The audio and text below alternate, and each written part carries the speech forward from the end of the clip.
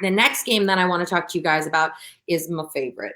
This is my favorite game. It's a cover board game. So we're literally going to be creating a board game for your dog. Yee. All right. So this is where taking that puzzle proficiency test will really help you out. So if you can grab that test and run it and figure out what level dog you have, this will just help you design this game better.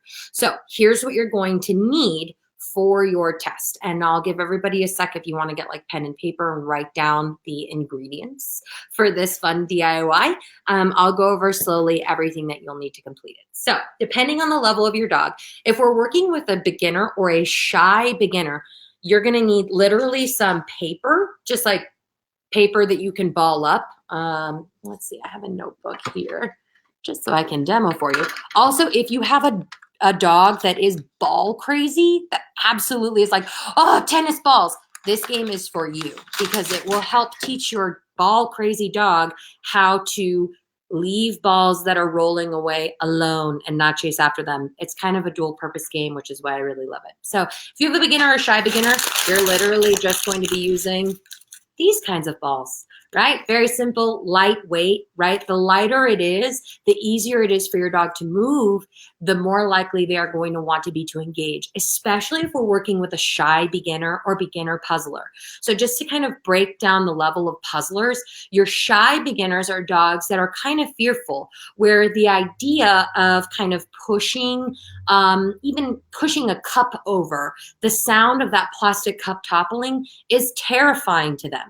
That's a dog that I would classify as a shy beginner, right? So we need to go kind of slow with them. So the idea that they might take an actual tennis ball and move it, that's a little too heavy and a little too intense. But they sure can probably move a piece of paper or even a tissue. Work at your dog's pace. Help them win. If they win, then they'll get more confident. And that's one of the key things about playing these games with your dogs. If you do have a shy dog at home, play games with them. You're going to build their confidence. They're going to learn how to explore and discover on their own because you really can't help them win this, right? And every time they do win, they're getting instant paycheck because all they have to do is move the paper away and there's food there. So they're getting paid instantly and they're really learning how to confidently use their muzzle and their paws to achieve great things. So if you do have a shy dog at home, don't shy away from puzzles. Just use softer things. All right, so you'll need some paper if you have a shy dog. You'll need some of your dog's favorite toys, just a few or as many as you want. And then you'll also need dun, dun, a cupcake tin. Yeah, if you're a baker, you have one of these. If you're like me and you thought you were going to be a baker and then you were like, just kidding, I don't bake, I play with dogs, then you have one of these too, right? So all you need is a cupcake tin. Now, if you don't have a cupcake tin and have never had aspirations of becoming a baker and buying a cupcake tin, then you may have a gardening pot, like a starter kit. Yeah. Oh, great. Okay. That's awesome. So he magically disappears the treats. Yeah, sometimes Hunter really gets those under the couch somewhere and they're never to be seen again. So yes, cupcake tin. If you don't have that, then you can use like a pot starter. So if you are a gardener and you have those little like pot starter kits, that works too. And if you don't have any of that, you know what also works really well is just a box, and you can put like a wine divider. So, you know, if you, well, I don't know if, well, maybe now everyone's buying cases of wine, but they have those like little dividers. You can just stick that in a box and have little dividers. All you need is something that has sections in it. Okay. So what you need is this, some toys or paper. Yeah. Paper ball fits in there. And then tennis balls. Yay, that's all you need. And what we're literally going to do is create a board game for our dog. Now, how we advance this and make it harder or easier is in the beginning, you want to have less items on the board and more treats. Okay, I'll repeat that. So less items on the board, more treats. So in the beginning, I might just have like 3 tennis balls and 1 toy, right? But I'll have a treat in every hole. Okay. And then slowly you can start to kind of cover this up until eventually you have a full board of games. Ta-da! So also, when you first start to fill up your board, make sure that there is a treat available under each one of these, right? Because we want your dog to get paid every time they move an item. As your dog starts to advance, so if your dog is already testing an intermediate, your board should look like this. You'll just have treats under every single one. As your dog starts to get more expert, maybe you only hide 1 to 3 treats under this tray of 12. Yeah. So it's up to them to use their nose to figure out where the treat is hidden. Now, for all my pet parents out there who have tennis ball lovers, why this game works so well for you is because now your dog's going to move this ball.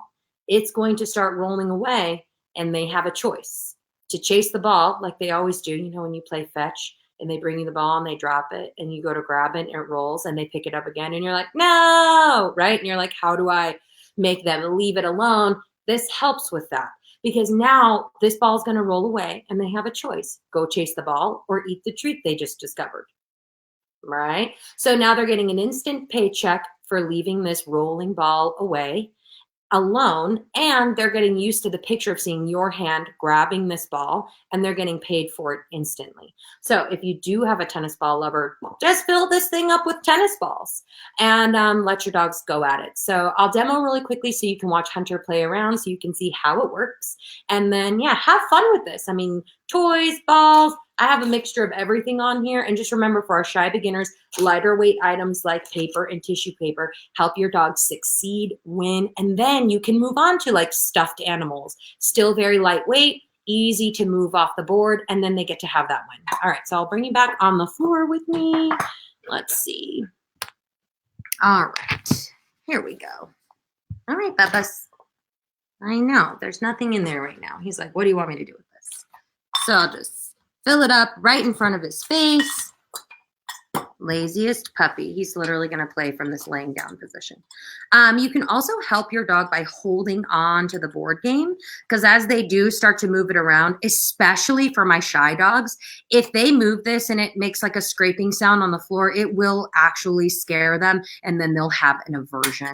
So anytime we're playing a game, just remember, you don't want your dog to have an aversion to whatever it is that you're doing. So help them win, help them have a good time. Good boy.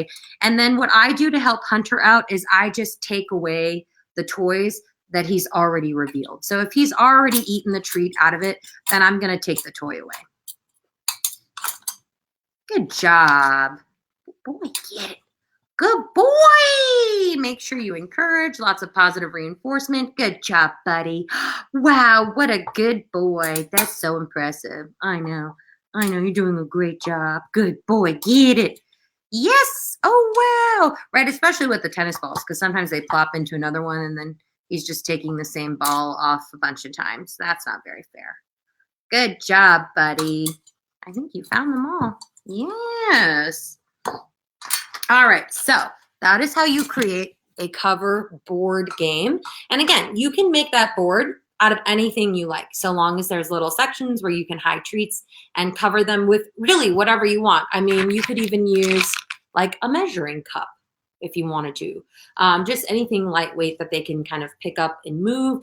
And what I really love about this kind of cover game is if you vary the kind of items that are on the board, you'll notice Hunter used a variety of things from his mouth to his paws. Right? And that's what we want. We want them to be muzzling and pawing at the items, because that's just going to increase their likelihood of curiosity and tenacity. So when we're talking about building confidence, that's what I'm looking for, right? It's just a very confident dog who's like, I'll use whatever it takes. Give me cookies. And that's what we're looking to build in.